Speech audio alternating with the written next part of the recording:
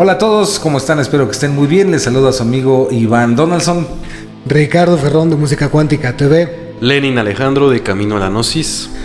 Y en esta ocasión queremos platicarles un poquito acerca de algo pues que consideramos como siempre muy interesante, bastante extraordinario, muy misterioso y que se llama objetos de poder. ¿Qué podríamos platicar de estos objetos de poder, compañeros? Pues bueno, yo creo que de entrada existen desde hace mucho tiempo. Me parece que desde que el hombre comenzó a depositar su propio poder en diferentes cosas, ¿no? Yo creo que ya después también lo de los talismanes, los amuletos y ya cosas que se volvieron más sofisticadas y que adquirieron también diferentes conceptos rituales, pues empezaron a pasar también la misma evolución de estas cosas, de estos objetos, pero pues vámonos poco a poco, ¿no? Por diferentes momentos de la historia. Sí, de hecho yo creo que si vemos la mitología, en la mitología se conoce que muchos dioses tenían objetos de poder, ¿no? Y estos objetos de poder pues les daban ciertas habilidades especiales que utilizaban para, pues muchas veces para la guerra o para alimentar a las personas o tenían, pero sí, lo importante creo que es que siempre un objeto de poder otorga fuerza a alguien, ¿no? Le otorga algo que quiere hacer. Y si lo vemos en la mitología griega, por decir, pues bueno, Zeus tenía el trueno, Poseidón tenía su tridente con el que movía los mares. Y así, si vemos cada uno de los dioses, pues sí tenían objetos de poder. Si lo vemos en la mitología nórdica, pues Odín tenía el famoso martillo, ¿no? Bueno, Thor más bien, ¿no? Tenía el famoso martillo. Thor, sí. Era Thor. El martillo. Tenía su martillo. Y así podemos ver diferentes mitologías que hablan de todo esto y ya se conocían de que sí existía objetos a los cuales se depositaba poder. Pues por ejemplo el Santo Grial, el famosísimo Santo Grial, que sigue siendo uno de los más buscados y más añorados. Y no podemos olvidar también objetos, como pueden ver, objetos históricos muy importantes, como por ejemplo el Arca de la Alianza, ¿no? Es un famosísimo objeto de poder. Otro muy interesante pues es la famosa lanza con la cual atravesaron el pecho de nuestro Señor Jesucristo, ¿no? De Jesucristo, y que mucho tiempo buscó Adolf Hitler, ¿no? Claro. De hecho, Hitler y principalmente Himmler, el jefe de las SS, que era como esta parte de la policía o de los militares de los nazis, era el que más estaba interesado en estos objetos, ¿no? Como el Santo Grial, el Arca de la Alianza, la lanza con la que atravesaron a Jesús. El manto sagrado. El manto sagrado. Sí, de hecho se podría hablar de tres tipos de objetos. Unos que, como decimos, son mitológicos, o sea, se cree que no existieron, que solamente es una mitología.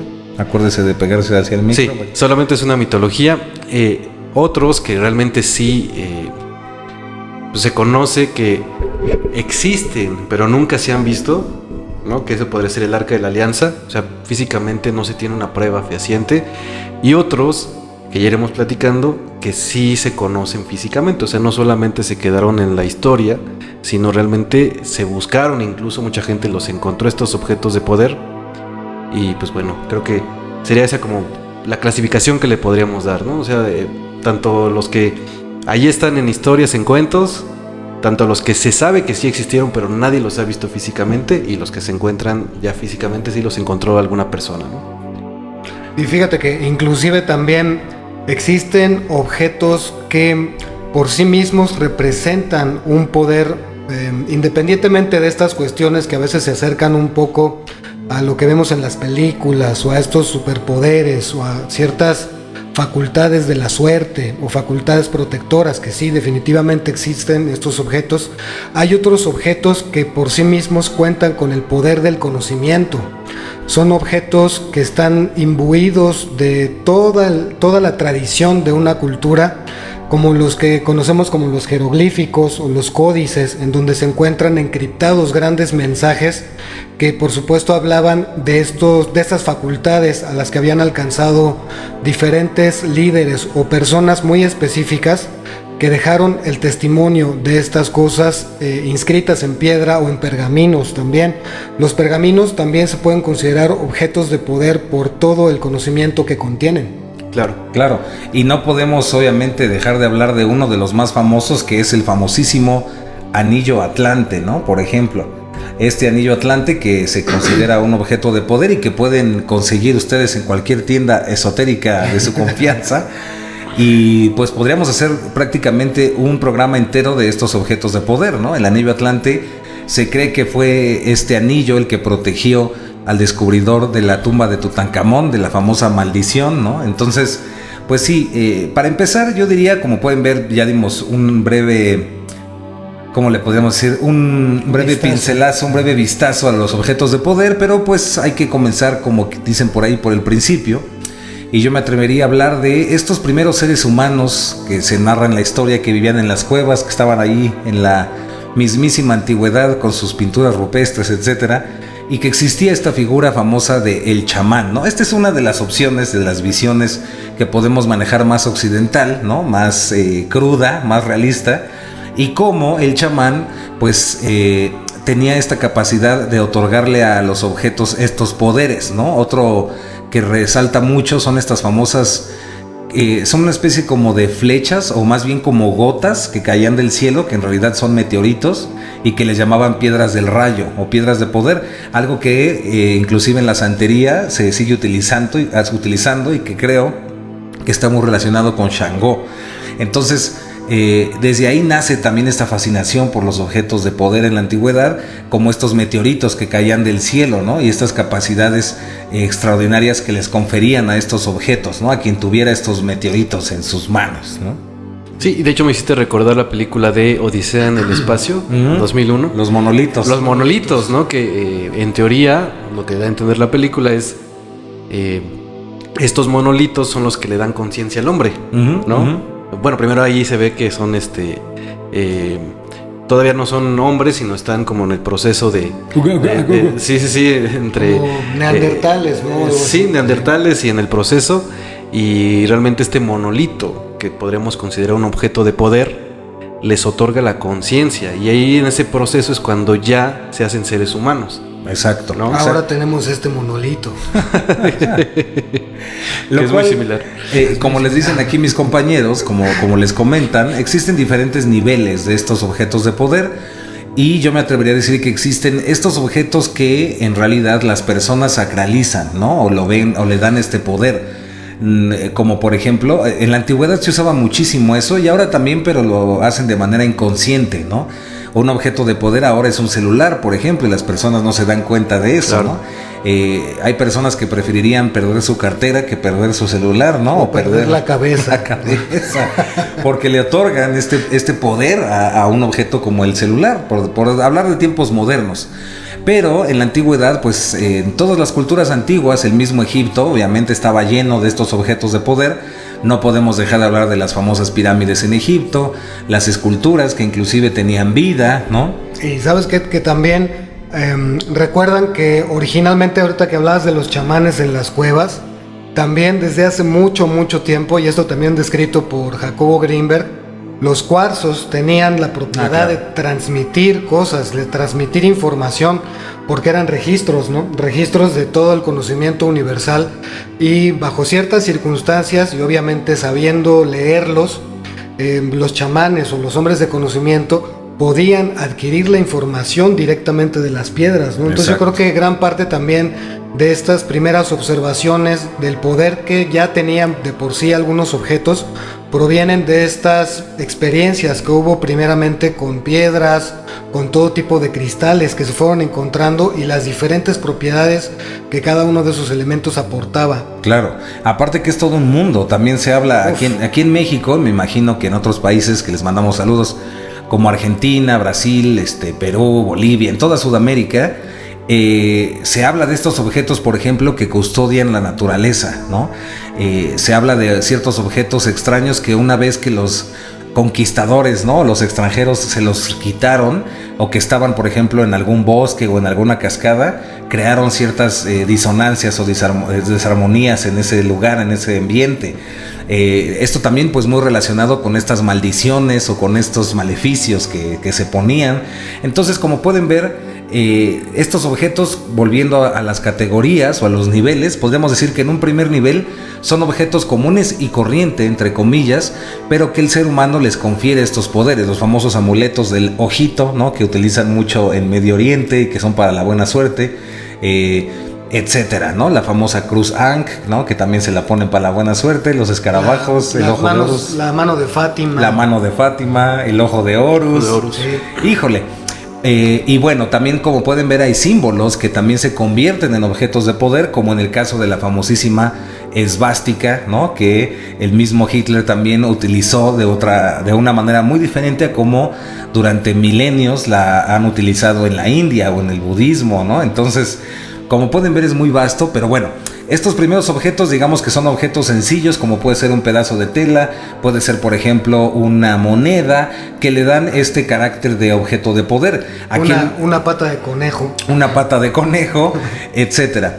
Pero también existen ya en un segundo nivel objetos que se dice que por sí mismos tienen poder. Claro. Y aquí es donde también ya entran muchos debates, ¿no? Por ejemplo, aquí en México está el famosísimo manto de la Virgen del Tepeyac, de la Virgen de Guadalupe, a la cual supuestamente le confieren poderes. O en el mismo Vaticano, la famosa sábana santa de Turín. Hay muchos, ¿no? Ahí hay muchísimos de los santos y demás. Y obviamente, como les digo, en todas las culturas antiguas existen estos objetos que de por sí ya tienen poder. No podemos olvidar también la famosa piedra Cintamani, ¿no? O Chintamani. Esta famosa piedra que buscó ahorita me acuerdo, no me acuerdo ahorita del nombre. Toda su vida se dedicó a buscar esta piedra y también luchó mucho por la paz mundial, y es el creador de la bandera de la paz, que son esos tres símbolos, Nicolás Roerich. Y como Nicolás Roerich, por ejemplo, buscaba esta piedra Cintamani, que supuestamente era una piedra que quien la portara iba a lograr la paz mundial, ¿no? Y que iba a tener grandes poderes, que también buscó obviamente Hitler, ¿no? Entonces, como pueden ver, son muchos. Este programa realmente es para invitarlos a que estudien estos objetos, y probablemente hagamos muchos programas que van a tener este título de objetos de poder, pero ya estudiando algunos en específico, ¿no? Pero sí podemos en este programa hablarles de algunos objetos que han tenido estos poderes, ¿no? Salta, por ejemplo, esto que nos comentaba en el desayuno nuestro querido amigo Lenin, y era esto del báculo de Wotan, ¿no? De Wotan, o el famoso rayo de Indra, ¿no? O en el budismo tibetano es el Vajra, que también representa el trueno y que está muy conectado con la India. Y podemos ver también estos simbolismos, como desde los nórdicos hasta el Asia, China, Tailandia, hasta en el México antiguo, en la náhuatl, bueno, en todo el mundo prácticamente existen estos objetos, y además tienen estas conexiones extrañas como el trueno, ¿no? Sí, claro. De hecho, yo creo, pero no sé qué opinen, que esto es una memoria muy ancestral. O sea, realmente sí existen muchas historias que hablan sobre todo de la Atlántida, donde ya se utilizaban todos, o sea, tenía este conocimiento más bien de estos objetos de poder. Hablando de alguno, existe el que describió Platón, que es el oricalco, y que él describía que todo el templo de Zeus en la Atlántida, Zeus de Poseidón en la Atlántida, estaba lleno de oricalco. Mucho tiempo se investigó qué era el oricalco, se creyó que era una aleación de varios minerales, pero realmente nunca se ha podido determinar que sí sea una aleación, porque se dice, o el libro de Platón dice, que se obtenía directamente de la tierra. Se piensa que tal vez sea el ámbar, pero sabían que este oricalco, quien lo tuviera, tenía ciertas propiedades especiales ya desde esa época.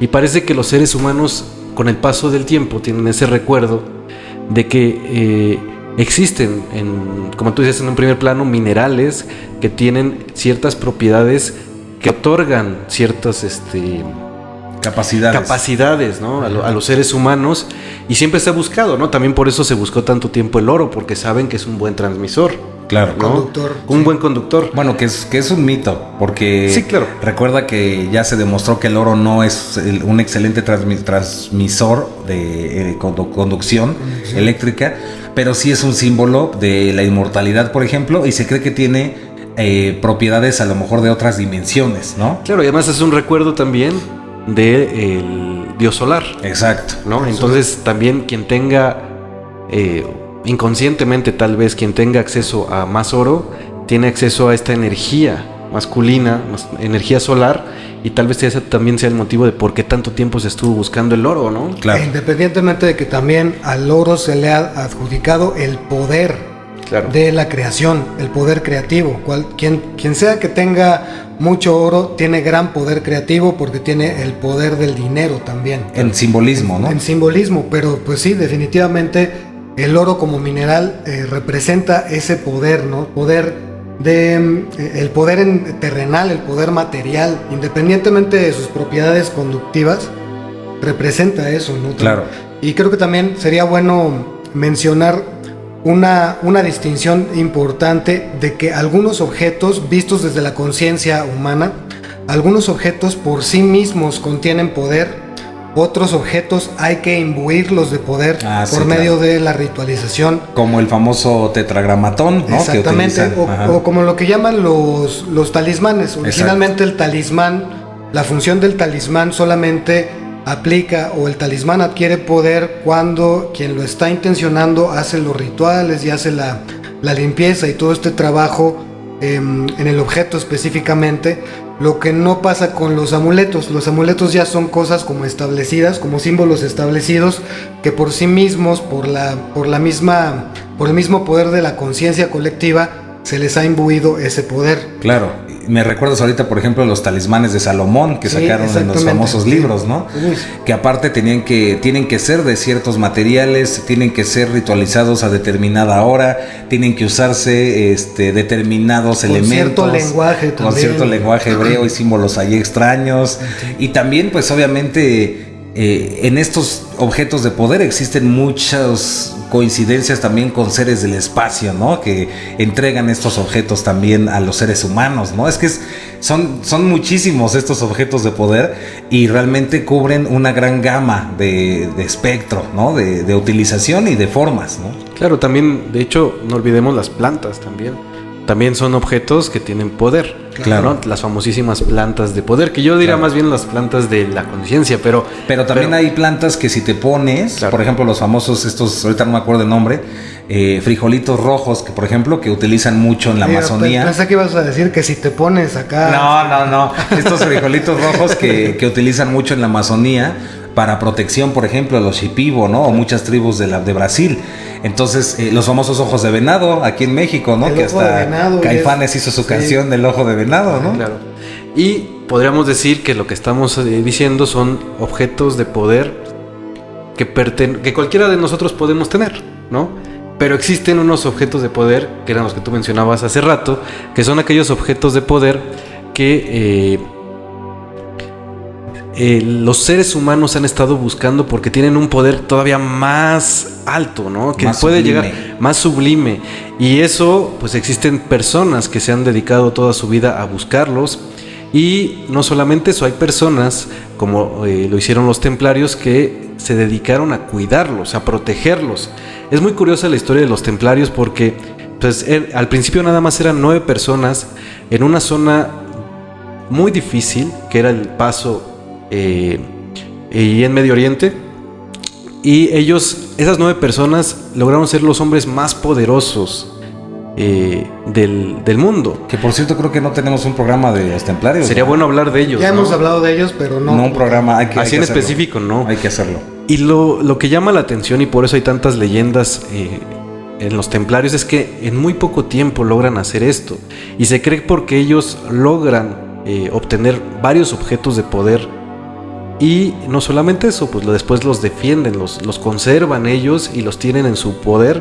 Ahora sí que los tienen en su poder. Claro. Y gracias a eso obtienen pues mucha riqueza, se convierten en los banqueros de Europa prácticamente. Y llama la atención pues todas las leyendas que están ahí. Y esas leyendas después llegaron pues a muchos lugares, ¿no? Llegaron también incluso a varias órdenes, ¿no? A los masones, y todos ellos estaban muy interesados también en toda esta información que ellos tenían, y por supuesto después llegan a los nazis, Y los nazis se convierten en unos buscadores de estas reliquias. La mayoría son católicas, ¿no? Pero son leyendas muy... Judías. O judías. También. Pero son leyendas que lo que permitían era que el que tuviera estos objetos de poder podían controlar el mundo. Y por eso creo que eran tan buscadas, ¿no? Sí. Porque sobre todo en la época pues de los nazis y todo eso, pues lo que estaban buscando todo el mundo era controlar de alguna u otra forma, el ¿no? Poder supremo. El poder supremo. Entonces quien lo tuviera, pues decían, híjole, yo creo que con esto vamos a poder dominar el mundo, ¿no? Y además estamos en una época, era una época, bueno, todavía estamos un poquito en esa época, pero una energía muy masculina, ¿no? De mucho control. Vamos a controlar el mundo. ¿Cómo lo podemos controlar? Oye, existe un objeto que dicen que puede controlar absolutamente todo. Vamos a buscarlo. O que otorga poderes, ¿no? Sí, claro. Pero fíjate que con todo y eso, por ejemplo, hablando de energías masculina, femenina, originalmente una de las reliquias como estas que buscaban los nazis, que es el Santo Grial, está basado auténticamente en el cáliz, ¿no? En lo que es la energía femenina, en el receptáculo que recibe la energía cósmica o que recibe la fecundación del mismo Dios para que todo pueda ser creado. Es que ahí es donde quería llegar, que, híjole, es que son muchísimos y, por ejemplo, hay objetos que en realidad se dice que son simbolismos y que el objeto como tal nunca existió. Entre ellos, el famoso cáliz, ¿no? Que en realidad sería pues una cuestión ahí interesante de geometría sagrada con proporción áurea, y se dice también que es la matriz femenina y tiene que ver con tantra y un montón de cosas. Y que podía haber sido también María Magdalena, ¿no? Exacto. El cáliz. Y la sangre de Cristo. Exacto. Y también hay textos que, por ejemplo, el Arca de la Alianza, la famosa Arca de la Alianza, en realidad pues es un simbolismo también iniciático y que tiene que ver con procesos internos. Entonces, otro que se nos está yendo y no estamos diciendo es, por ejemplo, los famosos y pobrecitos los animales, pero también hay animales que consideran objetos de poder, ¿no? El famoso ponte el corazón de un león y contigo, y de un oso. De un oso, o carga contigo el diente de un jaguar y te va a dar fuerza, y en fin, todas estas ideas que, como pueden ver, tienen mucho carácter de animista, ¿no? De estas primeras culturas, de estas primeras ideas, y que están relacionadas con este primer encuentro con la magia dentro del ser humano, ¿no? Con el contacto con lo misterioso, con lo mágico. Algo que, por ejemplo, Ken Wilber, el creador de la psicología integral, pues conecta con este estado de la infancia en donde creemos en la magia, pero que aún no tiene sabiduría, sino que es la superstición la que impera ahí, ¿no? No negando que existen estos objetos, pero sí comprendiendo que hay mucha de esta conciencia infantil de superstición ¿cómo se dice? Que llena estos objetos, ¿no?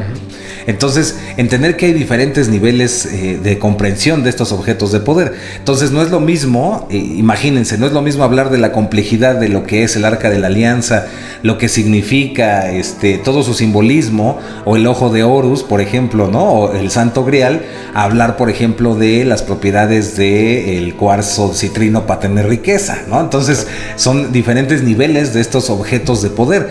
Y también compartirles que en este sentido, pues cada uno de nosotros, cada uno de ustedes puede crear sus propios objetos de poder, que esa es la parte interesante que podríamos dirigirnos hacia allá, compañeros, ¿no? Completamente. Yo creo que cada uno de nosotros, de hecho, tenemos en nuestra casa o en nosotros también llevamos aquellas cosas que consideramos que son sagradas, que relacionamos con lo que está más allá de simplemente nuestra cotidianeidad, y todo el tiempo estamos pensando en estas cosas. A veces recurrimos a algunos de los oráculos, que es algo que quería tocar, como por ejemplo el tarot, el I Ching, las runas, las varas de Milenrama, y hay muchos otros que por sí mismos son herramientas de la conciencia que nos sirven para obtener conocimiento, pero si nosotros no les ponemos esa parte de nosotros que es nuestra propia fe, nuestra propia confianza en que esas herramientas efectivamente están hechas por algo y no nada más porque sí,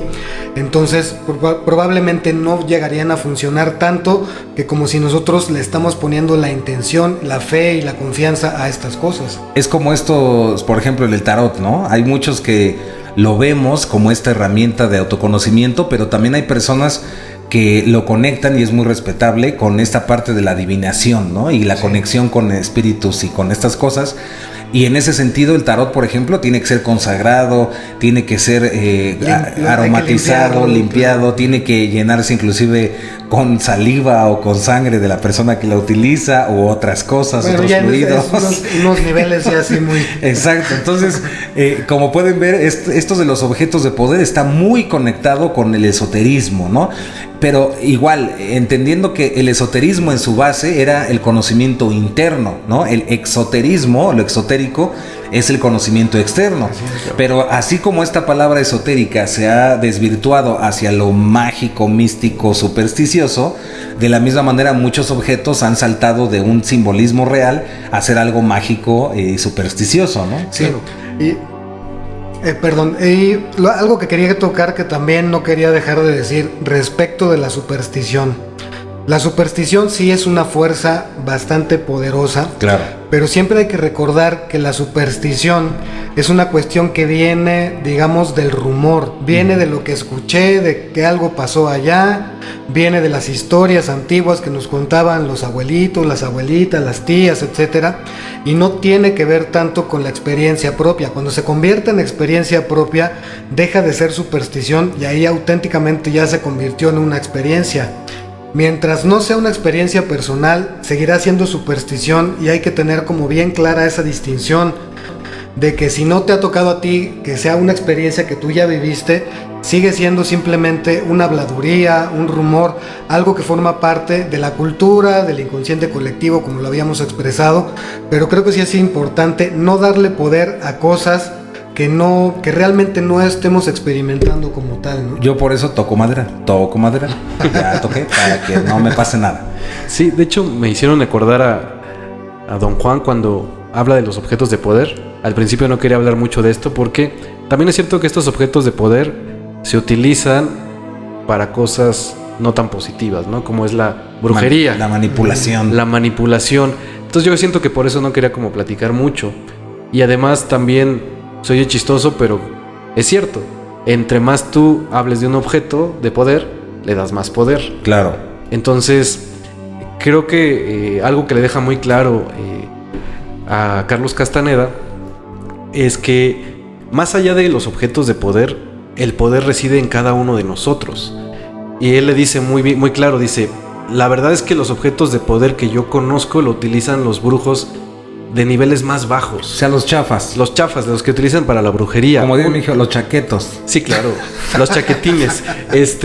Realmente un brujo ya de ciertos niveles. Lo que es magia chaquetera. La magia de chaqueta. Lo que hace un brujo ya más con una conciencia mayor, macizo, pues ya no va a hacer ese tipo de cosas, ¿no? Ya no va a hacer ese tipo de cosas, sino lo que va a hacer realmente va a ser un trabajo poderoso, pero para él, no para hacerle daño a alguien más, sino para empoderarse él mismo, para empoderarse a sí mismo, para generar más conciencia en él. Claro. Y le dicen, yo siento que lo que le dice en ese capítulo es, enfócate en eso, no te enfoques en toda la brujería, en lo chaqueto, porque incluso, ahorita como me acuerdo, hay un capítulo donde le habla del maíz y cómo el maíz también tiene ciertos elementos que pueden ser en las enseñanzas de Juan. Y le dice cómo el maíz puede ser utilizado para hacer brujería a una persona. El toloache, ¿no? La datura, bueno, el toloache es lo mismo. Sí, la planta del diablo.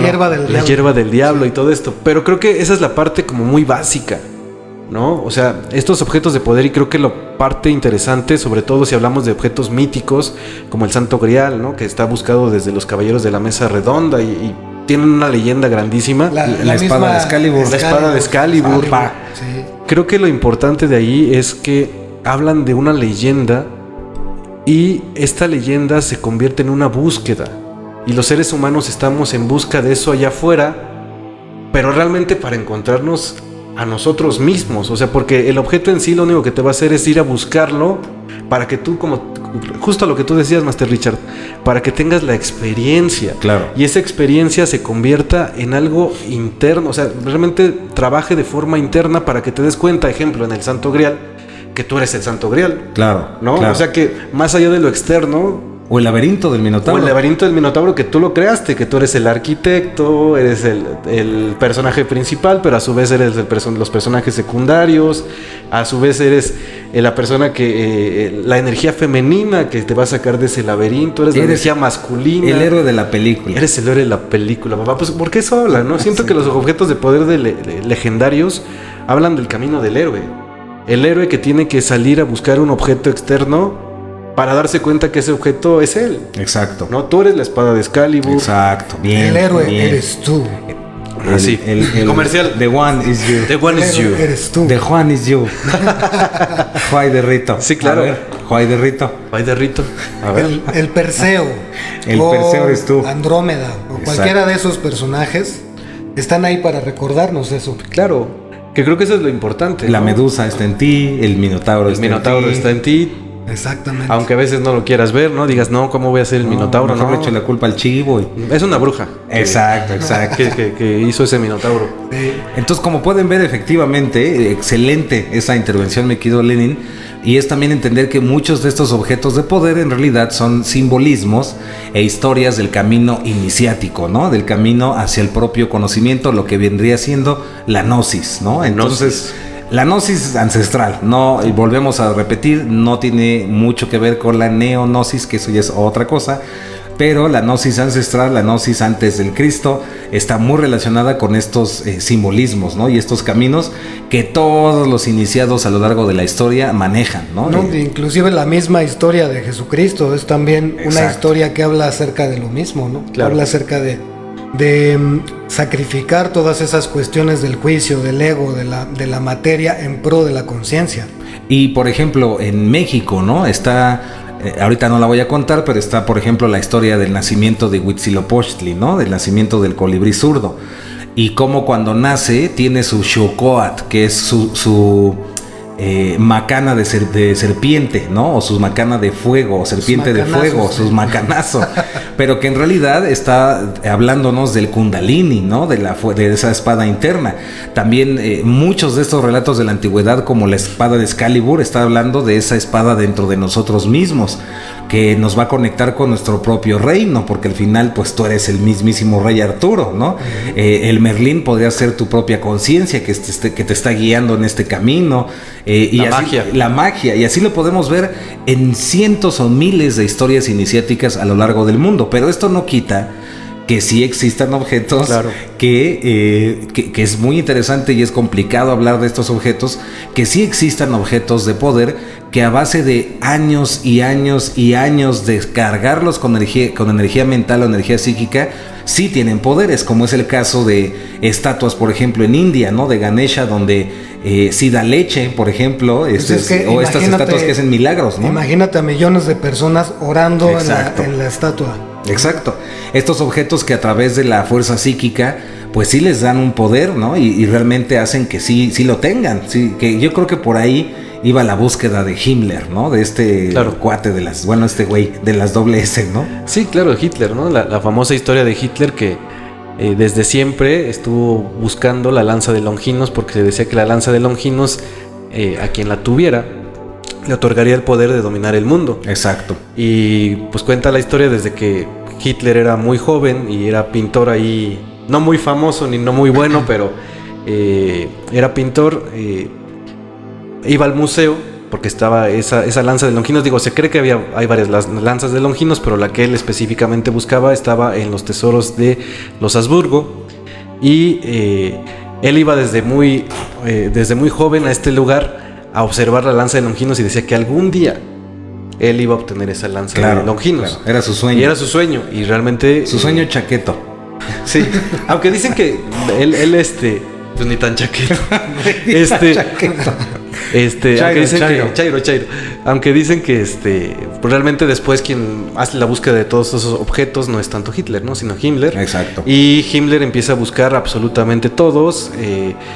Encuentran algunos, la lanza de Longinos se dice que sí la obtuvieron, tiene una leyenda y un mito donde ellos la tuvieron, ganaron muchísimas batallas después de obtener la lanza de Longinos, y justamente por un error, cuando los estadounidenses llegan a Alemania, por un error Hitler pide que se retire la lanza de Longinos del lugar donde estaba en Berlín, y cometen un error los mismos alemanes y se llevan otra cosa. Esa no era. Esa no era. Y resulta que después llegan los estadounidenses, encuentran la lanza de Longinos, se la llevan, y la historia y el mito dice, o la leyenda dice, que justo cuando los estadounidenses obtienen la lanza de Longinos, Hitler se suicida. Dijo, así. Sí. Así. Porque ya valí. Porque están bañadas de mitos, ¿no? O sea, se dice que las personas que obtenían la lanza de Longinos, así como obtenían un gran poder, también cuando lo perdían la lanza de Longinos. Perdían su poder, pero morían de forma muy cruel. Claro. ¿No? Entonces, bueno, no fue tan cruel, pero él se suicidó. De todos modos, esa es una muerte fuerte. Es lo que dicen. Bueno, esa es la historia. Dice la sagrada historia. Sí. Entonces, como vemos... Deténgalo, ya vamos a cerrar, así que... Como ¿Viste vemos, cómo hablamos de la lanza de Longinos? Y luego nos cayó el micrófono. Sí. Ay, güey. Ya le dio miedo a Richard, ya le dio cuscús. Y bueno, y también yo no quería cerrar sin hablar de, para mí, uno de los objetos más fascinantes de poder, que son las famosísimas reliquias tibetanas, ¿no?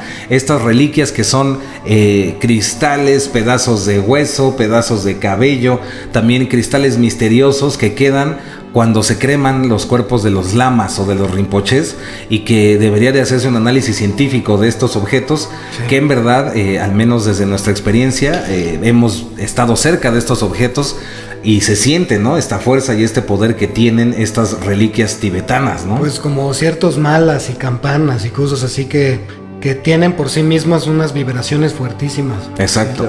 Y a mí no se me puede olvidar que estoy viendo una calavera de cristal. Así. Y también esos son objetos de poder. Exacto. ¿No? De hecho, se dice la leyenda que eran 13 calaveras de cristal que hicieron los mayas. Los mayas. Me parece que 12 las hacen en unos mundos que no son la Tierra. Eso dicen. Y uno sí está hecho aquí en la Tierra, pero la leyenda cuenta que cuando se juntaran las 13 iba a haber un cambio de conciencia. Por ahí hay historias que dicen que en el 2012 se logró eso, aunque ya sabemos que existen varias investigaciones que dicen que no son reales las calaveras de cristal que se encontraron, sino que fueron hechas. Pero a final de cuentas hablan de estos mitos y de todo esto, estas historias que se cuentan, y creo que eso es lo importante, ¿no? El que nosotros recordemos, porque a final de cuentas hablan también de algo que nosotros tenemos y que es un gran tesoro. Y creo que muchas veces lo olvidamos, que es la memoria. Y ejemplo, ¿no? Muchas leyendas de estas están conectadas con lugares míticos como Shambhala, Tula. Se me corta el de Rey Arturo, ay, caray. Stonehenge. No, pero la ciudad Camelot.